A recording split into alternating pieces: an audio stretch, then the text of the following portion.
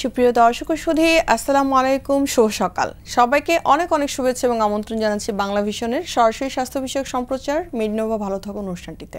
আপনাদের সাথে থাকছে আমি ডক্টর মলি। দর্শক, হাঁটু পায়ে ব্যথা বা বিভিন্ন সময়ে ডক্টরের কাছে গেলে বলা হচ্ছে যে আপনার হাড়টা হয়তো বা ক্ষয় হয়ে গিয়েছে, বা প্রতিটি বাড়িতেই এই নারীদের ক্ষেত্রে এই কমপ্লেনগুলো একজনের সাথে একজন কিন্তু শেয়ার করতে থাকেন যে আমার হাঁটু পায়ে ব্যথা হচ্ছে, কিছু কাজ করতে গেলেই কোমরে ব্যথা হয়, রেস্ট না নিলে আমার ব্যথা বেড়ে যায়, বা আমার এটা আসলে কেন হচ্ছে। এই কথাবার্তাগুলো কিন্তু আসলে আমরা দেখা যায় একজনের সাথে একজন শেয়ার করি ঠিকই, কিন্তু খুব কমই আমরা কিন্তু ডক্টরের শরণাপন্ন হই, বা যথাসময়ে যদি ডক্টরের শরণাপন্ন হতাম হয়তো বা আমাদের এই প্রবলেমগুলো এত মাত্রায় বেড়ে যেত না। এবং দেখা যাচ্ছে বিভিন্ন ডেটা বা উপাত্ততে যে প্রতিটি বাড়িতেই কম বেশি কিন্তু এরকম নারী বা মহিলা রয়েছেন যাদের এই হাঁটু পায়ের ব্যথাগুলো রয়েছে এবং হাড় ক্ষয়ের সমস্যা আছে। আমরা হয়তো বা জানি না যে অনেক আগে থেকে এটা প্রিভেন্ট করা যেত। আজকে খুবই গুরুত্বপূর্ণ একটি বিষয় নিয়ে আমরা কথা বলবো, যে নারীদের হাড় ক্ষয় এবং তা প্রতিরোধে কি করণীয়, এবং এই জায়গা থেকে আমরা আরও আগে থেকে মেজারমেন্ট নিলে কীভাবে প্রতিরোধ করতে পারি, যাতে চিকিৎসা করে আমরা হয়তো বা সেই আউটকাম নাও পেতে পারি, বাট প্রতিরোধ করলে কিন্তু আমরা খুবই চমৎকার একটা আউটকাম পেতে পারি। সেই বিষয়টি নিয়ে সার্বিকভাবে কথা বলবো এবং কেন হচ্ছে, কাদের বেশি হয়, সব কিছু নিয়ে আমরা আজকে আলোচনা করব। আমাদের আজকে বিষয়টি আমরা রেখেছি মহিলাদের হাড় ক্ষয় প্রতিরোধ ও করণীয়, এবং এই বিষয়টি নিয়ে কথা বলবার জন্য আমাদের সাথে আজকে স্টুডিওতে উপস্থিত আছেন অত্যন্ত সুনামধন্য অধ্যাপক ডক্টর এস.কে. জিন্নাতারা নাসরিন, প্রসূতি স্ট্রোক বিশেষজ্ঞ, জেড.এইচ. শিকদার উমেন্স মেডিকেল কলেজ ও হসপিটাল, মহাসচিব, মেনোপজ সোসাইটি বাংলাদেশ। দর্শক, আমাদের আজকের অনুষ্ঠানটি সরাসরি সম্প্রচার করা হচ্ছে। আপনারা চাইলে অনিয়মিত মাসিক এবং সেই সাথে মাসিক বন্ধ হয়ে গেলে হাঁটু পায়ের ব্যথা আরও কেন বেড়ে যাচ্ছে, বা সেটা প্রিভেন্ট করার জন্য আমরা কী করতে পারি, বা এখনই আমার হাঁটু পায়ের ব্যথা হচ্ছে বয়সের অনেক আগেই, সেক্ষেত্রে আমরা কি করতে পারি, সমস্ত কিছু নিয়ে আমাদের স্ক্রলে দেখানো নাম্বারে সরাসরি ফোন করে কথা বলতে পারেন আমাদের আজকের বিশেষজ্ঞ ডক্টরের সাথে। এবং ফেসবুক থেকে সরাসরি দেখতে লগ ইন করতে পারেন www.facebook.com/banglavision এই লিঙ্কটিতে। চলুন দর্শক, আজকে আলোচনা শুরু করা যাক। ম্যাডামকে আমি অনেক অনেক ধন্যবাদ জানাচ্ছি আমাদের সাথে আজকে স্টুডিওতে এসে জয়েন করার জন্য। সবার জন্য অনেক শুভকামনা। আজকে খুব গুরুত্বপূর্ণ একটা বিষয় নিয়ে আমরা কথা বলছি, এবং আমরা আসলে দেখা যায় কি যে ইন জেনারেলাইজড কোনো একটা ডিসকাশনে হয়তো বা নিয়ে আসি যে নারীদের হাড় ক্ষয় হচ্ছে, খুব ছোট থাকে ডিসকাশনটা, মানে তার মধ্য থেকে আসলে জানাটা খুবই টাফ হয়ে যায় যে আসলে কেন হচ্ছে বাকি। এই জন্য আমরা আজকের যে বিষয়টি রেখেছি যে পুরো প্রোগ্রামটাতে আমরা যাতে আলোচনা করতে পারি যে কাদের হচ্ছে, কেন হচ্ছে, বা আমি কি কোনো মেডিসিন আগে থেকে নিতে পারতাম কিনা, বা ছোটখাটো কোনো মেজারমেন্ট নিতে পারতাম কিনা। একটু যদি ম্যাডাম আমাদেরকে শেয়ার করেন যে হাড় ক্ষয়, নারীদের হাড় ক্ষয় এই কথাটি আসলে কেন আসছে, বা কেন আমরা নারীদের ক্ষেত্রে কথাটি বলছি। খুব চমৎকার একটি প্রশ্ন। আসলে হাড় ক্ষয় নিয়ে খুব একটা কথা বলা হয় না, এটি সঠিক। তো হাড় ক্ষয় বলতে এটি বোঝায় যে সোজা সাদা, মানে সাপটা বাংলায় যদি বলি যে হাড়টি ভঙ্গুর হয়ে যায়, মানে যে আঘাতে একটি হাড় প্রতিহত করতে পারে, ভেঙে যায় না, তার চেয়ে হাড়টা অনেক দুর্বল হয়ে যায়, উইক হয়ে যায় এবং একটু অল্প আঘাতে ভেঙে যায়, সেটি হচ্ছে হাড় ক্ষয়। একে বাংলায় আমরা হাড় ভঙ্গুর বলি, আর ইংলিশে বলি বা আমাদের মেডিকেল সায়েন্সে বলি অস্টিওপোরোসিস।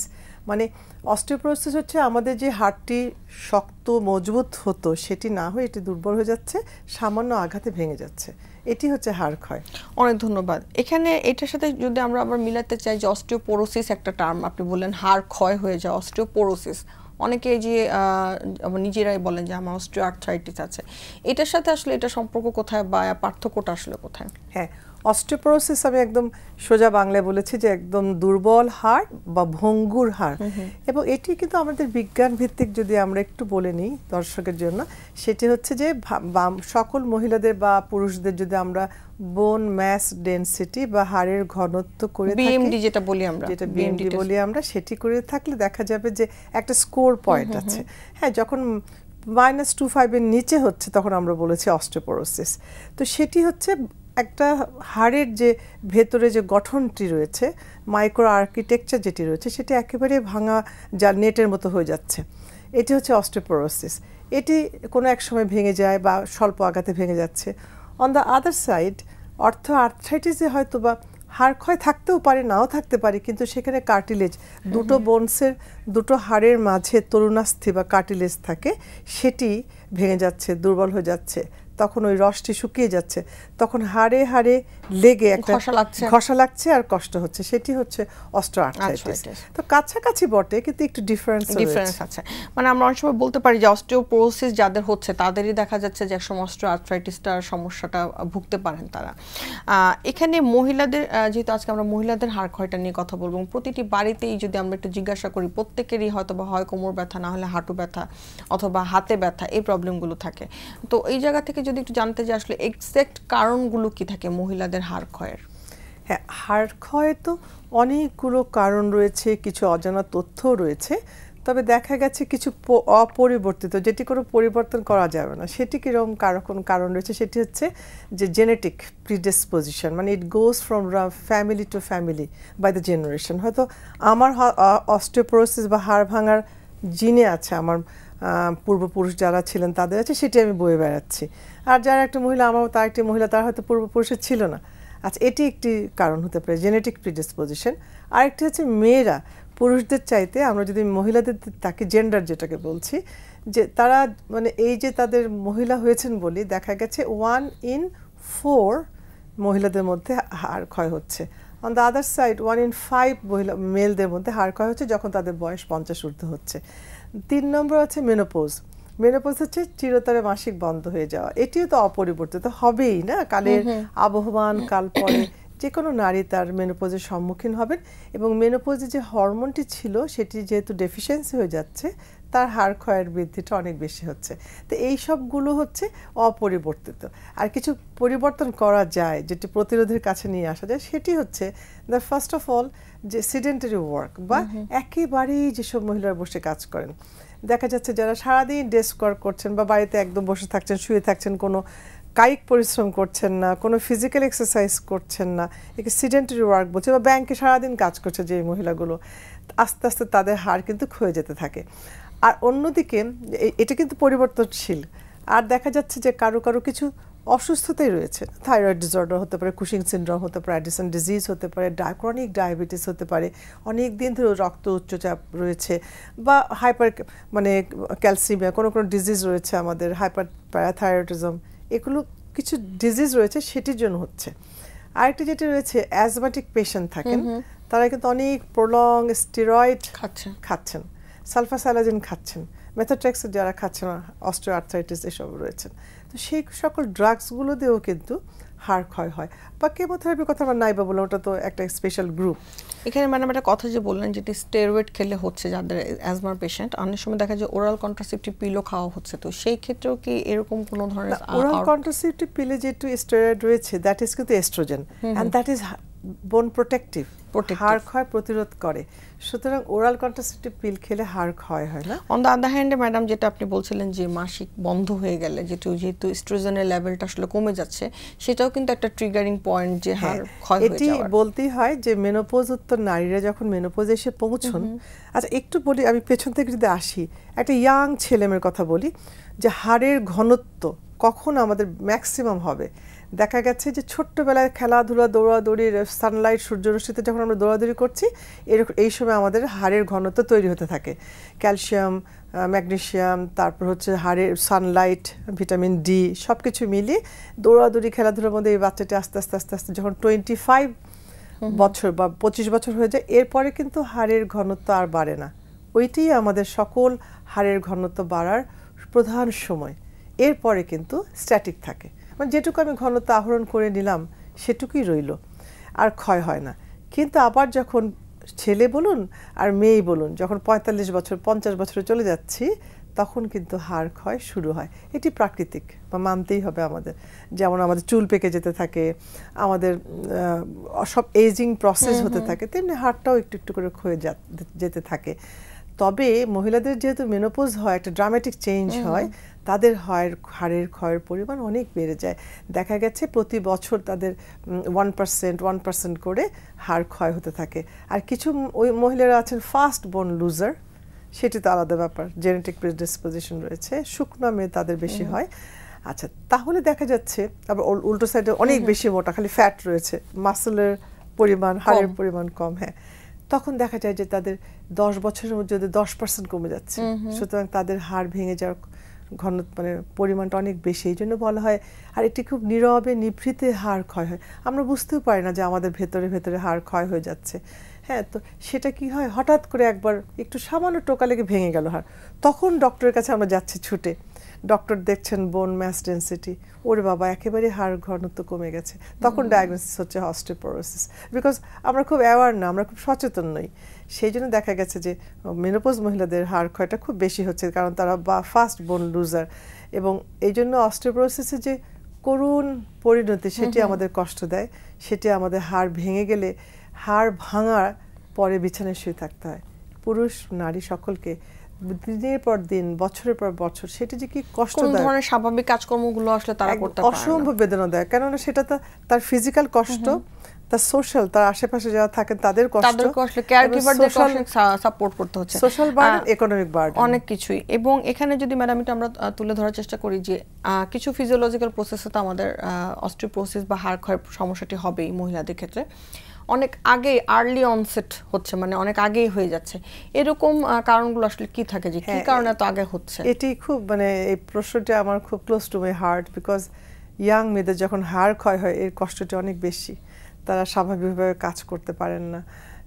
এটি হচ্ছে যাদের প্রিম্যাচিওর মাসিক হয়ে যায়, মানে মাসিকটি তো সাধারণত 45-এর আরও পরে গিয়ে বন্ধ হয়ে যাওয়ার কথা, কিন্তু যে সকল নারীদের 40 বছর আগেই ওভারি ফেল করে যায়, যে সকল নারীদের মেনোপজ 45-এর আগেই হয়ে যায়, যে সকল নারীরা তাদের ক্যান্সার বা অন্য ওষুধ খেতে হয়, রেডিওথেরাপি নিতে হয়, যে সকল নারীদের প্রলং মেডিসিন নিতে হয় বা কোনো ডিজিজে আছেন, তারা ইয়াং বয়সে কিন্তু তাদের হাড় ক্ষয় হয়। ওদের এইসব ক্ষেত্রে আমাদের দেখেছি যে বয়সের তুলনায় অনেক আগে হাড় ক্ষয় হয়ে যায়। অনেক ধন্যবাদ ম্যাডাম। আমরা যদি মানে মনে করি যে না আমার হাড় ক্ষয়টা হচ্ছে কিনা, হয়তো আমি এরকম ফিল করছি না, কিন্তু আমার হাড় ক্ষয় হচ্ছে কিনা সেটা দেখার জন্য আমরা ইনভেস্টিগেশনস গুলো আসলে কি ধরনের করে থাকি? ধরুন রুটিন, আমরা তো ধরুন যে রুটিন তো আমরা কোনো পেশেন্ট এলেই বলি না যে আপনি বোন ম্যাস ডেন্সিটি করুন, তাই না? এটা তো সম্ভব না। কিন্তু এমনটি যদি হয় তার জেনেটিক প্রিডিসপোজিশন রয়েছে, তার মা, তার নানু, তার দাদু, তাদের সকলের হাড় ভেঙে যাওয়ার ইতিহাস রয়েছে, তখন আমরা ওটা জেনে নিই যদি তার সিডেন্টারি ওয়ার্ক, তার মানে অ্যাটিটিউডটা কি, তার সারাক্ষণ হিস্ট্রিটা আমরা প্রপারলি, ভেরি ইম্পর্টেন্ট, কোনো ডিজিজ রয়েছে কিনা, কোনো মেডিসিন খাচ্ছেন কিনা তিনি, তখন যদি আমি বলি এটা হাই রিস্ক গ্রুপ, মানে এই মহিলার হাড় ভেঙে যাওয়ার বা অস্টিওপোরোসিস হওয়ার সম্ভাবনা বেশি, বা তিনি এমন যদি ইতিহাস দেন, এটা খুব ইম্পর্টেন্ট, ফ্র্যাজিলিটি ফ্র্যাকচার বলি আমরা, যদি কাজ করছেন সামান্য রিক্সা একটু আঘাত পেয়েছেন, ওখানে একটা হালকা ফ্র্যাকচার হয়েছে, এটি কিন্তু খুব ইম্পর্টেন্ট একটা ইন্ডিকেশন যে এত অল্প আঘাতে তার তো হাড় ভেঙে যাওয়ার কথা না, কিন্তু এক্সরে করে দেখেছেন গ্রিন স্টিক ফ্র্যাকচার রয়েছে। তাহলে এই যে গ্রুপ অফ উইমেন, তাদেরকে আমরা একটু বেছে নিই, একে বলা হয় scrutinize the high risk group of women. তখন তাদেরকে আমরা কি করি, আর মেনোপজের তো একটা ব্যাপার রয়েছে, প্রিম্যাচুর মেনোপজ যাদের মেনোপজ হওয়ার কথা ছিল না তাদের হয়ে গেছে, প্রাইমারি ইনফার্টিলিটি যাদের মানে প্রাইমারি ওভার ইনসাফিসিয়েন্সি, ওই গ্রুপ অফ মেয়েদেরকে আমরা অফার করি যে দেখুন আপনার হাড় ক্ষয় হয়ে যাওয়ার সম্ভাবনা অনেক বেশি আমার মনে হচ্ছে আমাদের, তাহলে আপনি এই বিএমডি বোন ম্যাস ডেন্সিটিটা করে আসুন, তাহলে বুঝতে পারবো আপনি কোথায় আছেন। তাহলে তখন তো এটা করে এলে আমরা খুব সহজ একটা পরীক্ষা, খুব ব্লাড নিতে হয় না, অনেকে ভয় পান, সহজ একটা পরীক্ষা, ওটা করে আমরা বুঝতে পারি যে তিনি দুর্বল হাড়ে রয়েছেন নাকি হাড় ভঙ্গুরে চলে গেছেন, তখন আমরা সেই রকম আমরা ব্যবস্থাপনা দিই। আর একটি ছোট্ট কথা বলি, একে আমরা বলি ফ্র্যাক্স, মানে অ্যাসেসমেন্ট করি আমরা, রিস্ক অ্যাসেসমেন্ট করি যে আমাদের এই মহিলাটি এসেছেন, তার হাড় ভঙ্গুর হওয়ার সম্ভাবনা 10 বছরে কতটুকু, তো আমরা ওইটা সব হিস্ট্রি নিয়ে বলতে পারি যে আপনার কিন্তু 2% চান্স, আপনার কিন্তু 30% চান্স, যাদের 30% চান্স, 20%-এর বেশি চান্স, তাদের জন্য স্পেশাল কেয়ার, আর যাদের অল্প চান্স তাদের জন্য লাইফস্টাইল মডিফিকেশন। অনেক ধন্যবাদ ম্যাডাম। এখানে একটা বিষয় আছে যে প্রেগনেন্সি, যদি এরকম অনেকেই কমপ্লেন করে থাকেন যে আফটার প্রেগনেন্সি তার ব্যাক পেইন বা লো ব্যাক পেইন হচ্ছে বা বিভিন্ন জয়েন্ট পেইন হচ্ছে, তো এটার সাথে কি আসলে হাড় ক্ষয়ের সম্ভাবনা আছে কিনা, বা প্রেগনেন্সি পরবর্তীতে কি সেই হাড় ক্ষয়ের ব্যাপারটা ঘটে কিনা? Thank you, it is a very good question. প্রেগনেন্সিতে ইটসেলফ দেখা গেছে যে আমাদের ক্যালসিয়ামটা খুব ডেফিসিয়েন্সি ঘটে, আমরা কিন্তু অনেক প্রেগনেন্ট মেয়েদের কিন্তু ক্যালসিয়ামকে রুটিনলি খেতে দিই। আচ্ছা, তারপর ব্রেস্ট ফিডিং মাদারদের ক্যালসিয়ামের ডেফিসিয়েন্সি ঘটে, বেবির কাছে যায়, এবং দেখা গেছে এটা মানে প্রাকৃতিকভাবে দেখা গেছে তাদের ক্যালসিয়ামের ডেফিসিয়েন্সি কিন্তু হয়ে থাকে। বিশেষ করে যখন এস্ট্রোজেন বন্ধ থাকে, বডিতে তৈরি বন্ধ থাকে, তখন কিন্তু অস্টিওপোরোসিস হওয়ার সম্ভাবনা থাকে। একটি প্রেগনেন্সি কিন্তু অস্টিওপোরোসিসের দিকে ধাবিত হয়। এমনটা নয় যে প্রেগনেন্সি হলেই সে অস্টিওপোরোসিস হবে, বাট এই যে একটা প্রিডিসপোজিং ফ্যাক্টর, তাদের ঘন ঘন বাচ্চা হচ্ছে, ঘন ঘন সন্তান হচ্ছে, তখন কিন্তু ক্যালসিয়ামের ডেফিসিয়েন্সি অনেক হয়ে যায়, সেটি কিন্তু অস্টিওপোরোসিসের দিকে তাকে নিয়ে যেতে পারে। কিন্তু তিনি যদি সঠিকভাবে ক্যালসিয়াম না খান, ভিটামিন ডি না আহরণ করেন, সিডেন্টারি ওয়ার্কে বসে থাকেন, তাহলে কিন্তু তার অস্টিওপোরোসিসের দিকে পরবর্তীতে ধাবিত হতে পারেন। অনেক ধন্যবাদ ম্যাডাম। আমরা অনেকগুলো বিষয় তুলে ধরলাম যে আসলে কারণগুলো কি থাকে। আমরা যদি একটু ম্যাডাম চিকিৎসার ব্যাপারটিতে আসি, যে যাদের এরকম আছে বা তারা ডায়াগনোসিস করে পেয়েছে অনেক আগে যে বিএমডি টেস্টে তাদের হাড় ক্ষয়ের ব্যাপারগুলো আছে, তাদের ক্ষেত্রে আসলে আমরা কিভাবে মানে ট্রিটমেন্ট আসলে কিভাবে দিব, বা এটা আমরা যদি দুই ভাগে ভাগ করে একটা মেডিকেশন আর একটা যদি বলি লাইফস্টাইল মডিফিকেশন, কিভাবে আমরা আসলে আগাবো? হ্যাঁ, এটা খুব সুন্দর একটি প্রশ্ন। কেননা প্রতিরোধ ইজ ইম্পর্টেন্ট। কেন অস্টিওপোরোসিস তো আমাদের প্রাকৃতিক একটি ইভেন্ট। শরীর আমাদের বয়স হবে, বয়সের সাথে সাথে আমাদের অস্টিওপোরোসিস একটু একটু হবেই সকলের, কিন্তু যেহেতু খুব বেশি না হয়, সেটি একটি ইম্পর্টেন্ট ব্যাপার। আর অস্টিওপোরোসিস হয়েছে সেটি যেন এমন খারাপ পর্যায়ে না যায় যে আমাদের পেশেন্টের ফ্র্যাকচার হচ্ছে। আমি বলেছি ফ্র্যাকচার হলেই তার জীবনের থেকে সে অনেক বঞ্চিত হয়ে যায়, একটা নীরব কান্না। প্লাস ফ্র্যাকচার হলে হাড় ভেঙে গেলে দেখা গেছে 1 বছরের মধ্যে 20% মানুষ মারা যায়, কিন্তু সে ছেলে হোক মেয়ে হোক। তো এটি অত্যন্ত প্রিম্যাচুর ডেথ হচ্ছে, খুব কষ্টের একটা ব্যাপার। সেই জন্য অস্টিওপোরোসিস যেটি বা হাড় ক্ষয়কে আমাদের প্রতিরোধ করতে হবে যতটুকু সম্ভব। তো যদি একেবারে রুট লেভেলে চলে যাই, সেই ছোট্টবেলায় সেটা জায়গাতে আমরা আবার আসছি ম্যাডাম। একটু একজন ফোন আছে, ফোনটি নিয়ে আমরা এই রুট কজটাতে আসছি। জি হ্যালো দর্শক, আপনার নাম বলে প্রশ্নটি করুন। জি আসসালামু আলাইকুম। ওয়ালাইকুম আসসালাম। আমি মোহাম্মদ রেজওয়ানুল হক, আমি বলছি চাঁপাইনবাবগঞ্জ থেকে।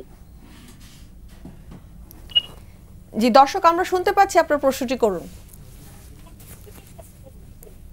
জি, আমার সমস্যাটা যদিও আজকে মহিলাদের হাড় ক্ষয় নিয়ে চলছে, কিন্তু আমার বিষয়টা একটু অফ টপিক।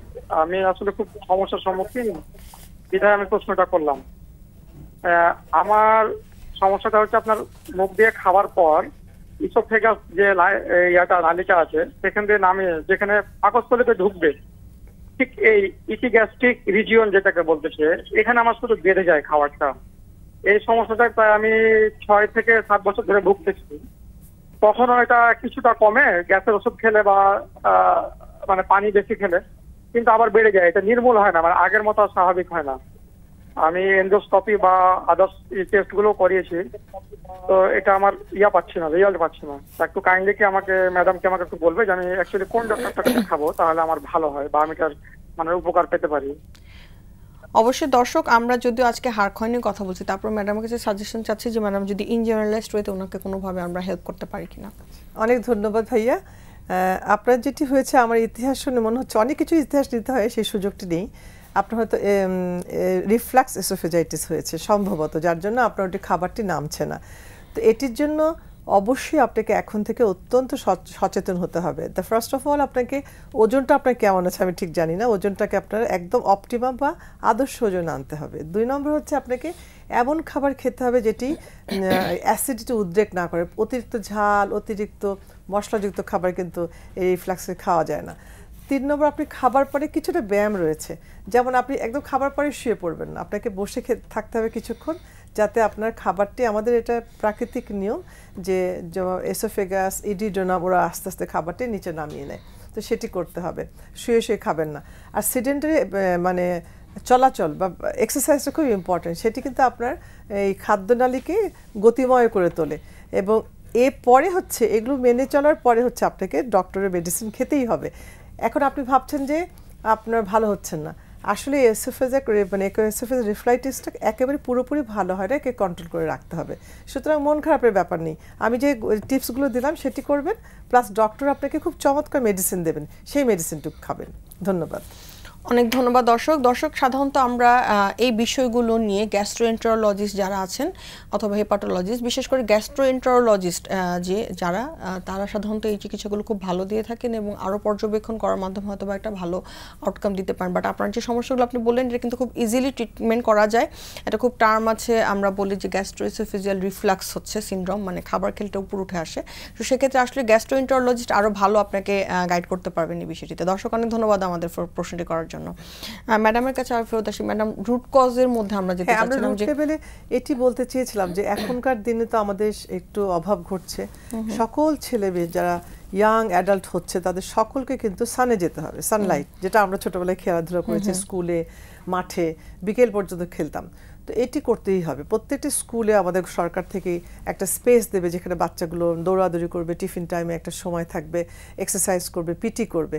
কেননা এইটাই হচ্ছে আসল সময় 25 পর্যন্ত একটা ইয়াং ছেলে বা মেয়ে তার বোন বা সান এক্সপোজারে যাওয়াটা বা এবং খেলাধুলা, এটা হচ্ছে মানে বলেন আমরা টাকা জমিয়ে রাখছি। এখন এই 25 বছরের মধ্যে আমরা আমাদের হাড়ের ঘনতা জমিয়ে রাখবো, যেটি বয়সকালে ওইটা ইউজ করব। এবং আমাদের দেশে কিন্তু যেটা এখন দেখা যাচ্ছে, আমাদের দেশে কিন্তু আসলে এই সমস্যাটা আগে কখনো ছিল না যে ভিটামিন ডি ডেফিসিয়েন্সি হচ্ছিল, বা এখন কিন্তু দেখা যাচ্ছে যে বাচ্চা হওয়ার পরপরই মা বা বাচ্চার দুজনেরই এই ডেফিসিয়েন্সিটা আছে, কারণ সানলাইটের এক্সপোজারটা কিন্তু আমাদের দেশে কমে গিয়েছে, যেটা বিদেশে কিন্তু দেখা যায় যে ওদের যেহেতু থাকে না, ওরা সানবাথ করে বা সান ট্যানের অপশনগুলো আছে। বাট আমাদের দেশে যে এই প্রবলেমটা যেহেতু কখনো ওইভাবে মাত্রায় আসেনি, যার কারণে দেখা যাচ্ছে যে এক্সপোজারটা কিন্তু নিচ্ছে না কেউ এখনো। বাট এটা কিন্তু একটা লম্বা সময় ধরে মানে অনেক পরে গিয়ে ইম্প্যাক্টটা পাওয়া যাবে। আমরা আরো একজন দর্শক আছেন, তার ফোনটি নিচ্ছি। হ্যালো দর্শক, আপনার নাম বলে প্রশ্নটি করুন।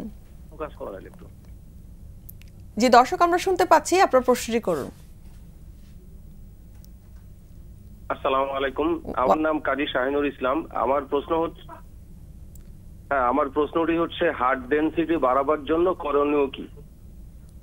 অনেক ধন্যবাদ, সুন্দর প্রশ্ন ম্যাডাম। উনি প্রশ্ন করেছে যে বিএমডি যেটা আমরা করে থাকি, বোন মাস ডেনসিটি যে টেস্ট, সেখানে আমরা বাড়ানোর জন্য কি করতে পারি? হ্যাঁ, আমরা ওটাই শুরু করছিলাম দর্শক। বলেছিলাম যে আমাদের আজকের ইয়াং ছেলেপেলে, ছোট ছোট বাচ্চাদের, কিশোরীদের, তরুণদের খেলাধুলা, এক্সারসাইজ করতে হবে, সূর্যরশ্মির সাথে তার, প্রকৃতির সাথে তার যোগাযোগ রাখতে হবে। কারণ ভিটামিন ডি কিন্তু সানলাইট থেকে আমরা পাচ্ছি। 1 2 নম্বর সুষম খাবার খেতে হবে। আমাদের ছেলেমেয়েরা আজকাল কি করছে? জাঙ্ক খাবার খাচ্ছে, pizza, hot burger, nuggets, chicken fry, হ্যাঁ, তারপরে ফ্রাইজ, এইসব বেশি করে খাচ্ছে। তাতে কি হচ্ছে, আমাদের যে ক্যালসিয়াম জাতীয় খাবার সেটি কিন্তু কমে যাচ্ছে। আমাদের দুধ খেতে হবে প্রচুর, ছোট মাছ খেতে হবে, টক দই খেতে হবে যার মধ্যে অনেক ক্যালসিয়াম থাকে, অরেঞ্জ খেতে হবে, ভিটামিন ডি পাবো আমরা সানলাইট থেকে, ডিম দুধে তো আছেই, এটি কোনো বলার অপেক্ষায় রাখে না। আর সবুজ যে ভেজিটেবলস রয়েছে, সিম্পল আমাদের দেশে কিন্তু দেখো ব্রোকলি যে খেতে হবে, নট নেসেসারি, যদিও আমাদের দেশে প্রচুর হচ্ছে, ঢ্যাঁড়স, ধুন্দুল, এদের মধ্যে প্রচুর কিন্তু ক্যালসিয়াম থাকে। সুতরাং আমাদের ছেলে মেয়েদেরকে এখন থেকে প্রচণ্ড খেলাধুলা করতে হবে, সানলাইটে যেতে হবে, ভিটামিন ডি আহরণ করতে হবে, ভেজিটেবল খেতে হবে, ক্যালসিয়াম জাতীয় খাবার, ছোট মাছ খেতে হবে, দুধ খেতে হবে, টক দই খেতে হবে। এটার কোনো বিকল্প নেই। এটা করলে হবে কি, ক্যালসিয়ামের ঘনত্বটা সে আহরণ করবে। কেননা 25 বছরের পরে দর্শক, আপনি যতই ক্যালসিয়াম নেবার জন্য এদিক ওদিকে ছোটাছুটি করেন, আর মানে হাড়ের ঘনত্ব বাড়ে না, বরং এটি আপনাকে জমিয়ে রাখতে হবে। এখানে ম্যাডাম আমরা আরেকটু আসবো যে অনেকে দেখা যায় যে কোনো ধরনের প্রেসক্রিপশন ছাড়াই ওভার দ্য কাউন্টারে ফার্মেসিতে গিয়েই প্রচুর ক্যালসিয়াম নিচ্ছেন। এটা আসলে কি কতটুকু স্বাস্থ্যসম্মত, এটা একটু আমরা জানবো। তার আগে একটা ছোট্ট বিরতি নিচ্ছি, বিরতির পর ফিরে এসে আমরা আলোচনাটা করবো। সুপ্রিয় দর্শক, মেডিনোভা ভালো থাকুন অনুষ্ঠানটি এই পর্যায়ে সময় হয়ে এসেছে ছোট্ট একটি বিরতিতে যাবার। বিরতির পর ফিরে আসছি, থাকবেন আমাদের সাথেই।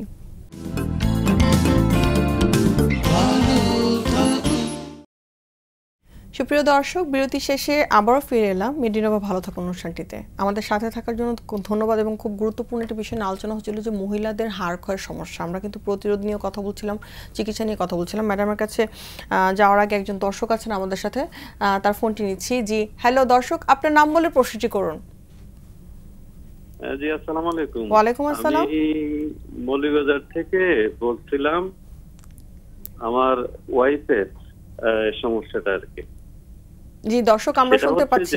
জি, আমার ওয়াইফের বয়স 48, ওনার ওজন 101 কেজি, উনি প্রাইমারি স্কুলে চাকরি করেন, আর ওনার হাঁটুতে একটু ব্যথা হয়, কোমরেও ইদানিং ব্যথা হয়, আরেকটা বিষয় হচ্ছে যে উনি 20 বছর যাবত ওই যে প্রেসারের ওষুধ খান, আর 6 মাস যাবত পুরালটেপ 500 mg এগুলা খান, আবার মানসিক কিছু ওষুধ ওলিয়ান্স 10 mg, ভ্যাকসিনর 5 mg এগুলোও খান।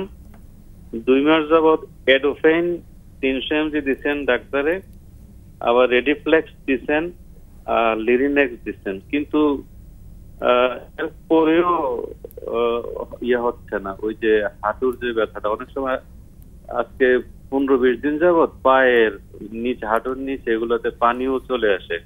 উনি আবার ইয়েও খান, ওই যে লিথুসান এসআর 400 mg, ওয়েট 100 mg এগুলো উনি খান। এখন এই যে পানিও চলে আসে, স্কুলে যায়, পড়াইতে টেবিলে বসে পড়ান অথবা দাঁড়ায় পড়ান, যেভাবে পড়ান এটা চলে আসে, কিন্তু এই ওষুধ খাওয়ার পরেও কমছে না। এখন কি করে, একটু পরামর্শ যদি দিতেন। জি দর্শক আমাদের সাথে থাকবেন, আমরা উত্তরটি নিচ্ছি। ম্যাডাম যদি একটু আমাদের সাথে শেয়ার করেন। অনেক ধন্যবাদ দর্শক, আপনি যে প্রশ্নটি করেছেন। তো যেটি প্রথমে আমরা আসি, সহজ জিনিসটি সহজভাবে করতে হয়, সেটা হচ্ছে আপনার ওয়াইফের ওজন আমি শুনেছি 101। এটি অত্যন্ত বেশি তার জন্য। হাইট আপনি বলেননি, বোঝাই নিচ্ছে আমাদের বাংলাদেশের হাইট মহিলাদের কেমন হবে। তো এটি কিন্তু কমাতে হবে। ফার্স্ট অফ অল আপনি যত ওষুধ খান এই ওজনটি কমাতে হবে। ওজনটি কমানোর জন্য আমি তো বলবো ডায়েট কন্ট্রোল করতে, এক্সারসাইজ করতে। এখন আপনি বলেছেন যে আপনার আপনার ওয়াইফের জয়েন্টে, হাঁটুতে ব্যথা, সম্ভবত আপনি যেটি বলছেন আমরা মনে করছি এটি অস্টিও আর্থ্রাইটিস। আর অস্টিও আর্থ্রাইটিস আমি শুরুতে বলেছিলাম যে আপনার যে হাঁটুতে দুটো বোন এসে মিলিত হয় যে সন্ধিতে, সেখানে কার্টিলেজ বা তরুণাস্থি থাকে, সেটি ক্ষয়ে যায়। ক্ষয়ে গেলে ওই হাড় দুটোর মধ্যে ফ্রিকশন হয় এবং ব্যথা করে। এটি আপনার সম্ভবত এটা ওজনের জন্য হয়। তাহলে আপনি যে ওষুধগুলো খাচ্ছেন আমি শুনলাম সবগুলি খুব উপকারী, আমরা বুঝতে পেরেছি, কিন্তু ফার্স্ট অফ অল আপনাকে ওজন কমাতে হবে। এখন ওজন কমানো বলাটা খুব সহজ, কিন্তু করাটা কঠিন আমরা জানি। এক্ষেত্রে আপনি অবশ্যই ডায়েটিশিয়ান, নিজেরাও করতে পারি, কিন্তু আমার মনে হয় উনি চেষ্টা করছেন, school teacher, she is quite সচেতন, তিনি হয়তো পারছেন না। আপনি ডায়েটিশিয়ান, তারপরে জিমে যাওয়ার, আবার হয় কি জিমে আমরা সকলে যেতে পারি না, কিন্তু আপনার ওয়াইফের জন্য খুব প্রয়োজন হয়ে গেছে। আমরা ভাবি জিম একটা বিলাসিতা, যে আমরা নিজেরাই ঘরে এক্সারসাইজ করতে পারি, ওখানে যে আবার কি করব। কিন্তু যেহেতু আপনার ওয়াইফের হাঁটুতে ব্যথা, পেছনে আপনার স্পাইনে ব্যথা, সুতরাং আমার মনে হয় যে ওনার ওজন কমানোর জন্য আগে বাড়িতে তিনি খাওয়া খাদ্য যেমন কার্বোহাইড্রেট কমিয়ে নেবেন, ভেজিটেবল বেশি করে খাবেন, শাকসবজি খাবেন, এটি তো আছেই। তো প্লাস একটু হাঁটাচলা করবেন, কোমরে বা ইয়েতে, হাঁটুতে তার বেল্ট পরে, তাহলে হয়তো ওজন কমবে। আর একান্ত ওজন না কমলে আমরা ডায়েটিশিয়ানের কাছে যাই, আজকাল অনেক ইনজেকশন পাওয়া যায়, বেশ ভালো কাজ করে, এগুলোতে আপনার ওজন কমাতে হবে। আর যেটি আপনি বলেছেন তার অনেক দীর্ঘদিন ধরে উচ্চ রক্তচাপ রয়েছে এবং পায়ে পানি আসছে, সেটি কিন্তু আপনি ডক্টরের পরামর্শ নেবেন। অনেক সময় হার্ট ফেলিওর হয়, ক্রনিক হাইপারটেনশন মানে ব্লাড প্রেশার থাকলে পায়ে পানি এলে এটি একটু যত্ন করে দেখতে হবে, দেখা যায় যে এটি হার্ট ফেলিওরের দিকে যাচ্ছে কিনা। তো সুতরাং আপনি এত মন খারাপ করবেন না। সবার আগে আপনি যদি 10 কেজি বা 15 কেজি ওজন কমাতে পারেন, এটি এখন খুব কঠিন এখন না, অনেক ইনজেকশন বেরিয়েছে, অনেক সুন্দর ডায়েট চার্ট নিয়েছেন, অনেক সুন্দর ইনজেকশন এক্সারসাইজ রয়েছে যাতে হাঁটু ব্যথাকে খারাপ করবে না। সেগুলো যদি আপনি করে, একটা মাল্টিডিসিপ্লিনারি নিতেই হবে আপনার ওয়াইফের জন্য। তিনি শিক্ষিকা, তিনি কাজ করেন, তাকে কাজ করতে হবে, দেখবেন খুব সুন্দর ভালো হয়ে যাবে। আর লাস্ট বাট নট লিস্ট, এটা আমি যেটা বলবো যে মেনোপোজের কাছাকাছি তিনি চলে গেছেন, আমি জানি না আপনার ওয়াইফের মেনোপোজ হয়ে গেছে কিনা, শি ইজ 48 আপনি বলেছেন, সেখানে একটা হরমোন রিপ্লেসমেন্ট থেরাপি বলে একটা কথা আছে, সেটি আমরা দিয়ে থাকি। সেটিও আপনি একটি গাইনোকোলজিস্টের সাথে আলাপ করুন, সব কিছু মিলিয়ে সব কিছু খতিয়ে দেখে সেটিও দেওয়া যেতে পারে।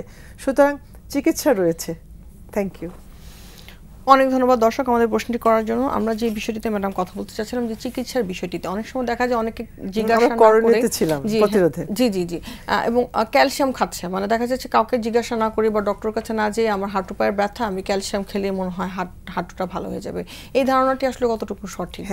আমি তো বলবো এই ধারণা ঠিক নয়, কিন্তু তার আগে প্রতিরোধের কথাই ছিলাম যে ছোটবেলা থেকে বোনস নিতে হবে। এখন ছোটবেলা বাদ, আমরা ইয়াং হয়েছি, বয়স হয়েছে, এখন কি করব আমরা?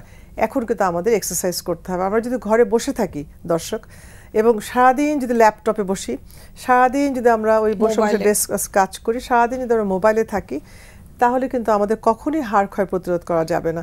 সুতরাং এখনও সময়, যে বয়সে হোক না কেন, স্টার্ট এক্সারসাইজিং। আপনি হাঁটুন, আপনাকে অ্যাটলিস্ট হাড় ক্ষয় প্রতিরোধ করবার জন্য সপ্তাহে 150 মিনিট হাঁটতে হবে।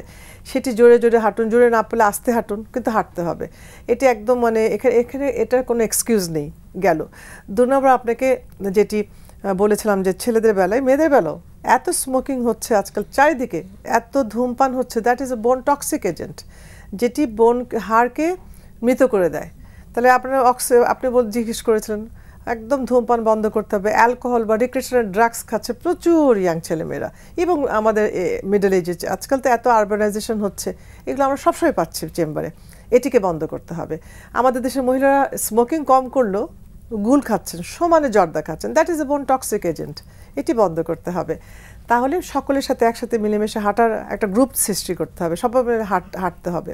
তারপরে হাড় ক্ষয় হয়ে যাচ্ছে, সেটির জন্য আপনি ডক্টরের কাছে যাবেন। ডক্টর আপনাকে কি মেডিসিন দিচ্ছে, আপনার কোনো অসুখ রয়েছে কিনা সেটি স্ক্রিন আউট করে দেখতে হবে। আমরা ম্যাডাম আবার একটু আলোচনা আসছে, তাকে একটা ফোন আছে, আমরা ছোট করে ফোনটি নিচ্ছি। জি হ্যালো দর্শক, আপনার নাম বলে প্রশ্নটি করুন।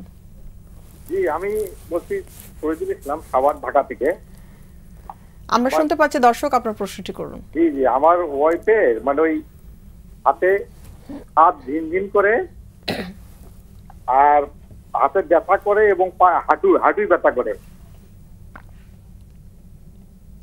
রাতে ঘুমোতে পারে না হাতের ব্যথার জন্য।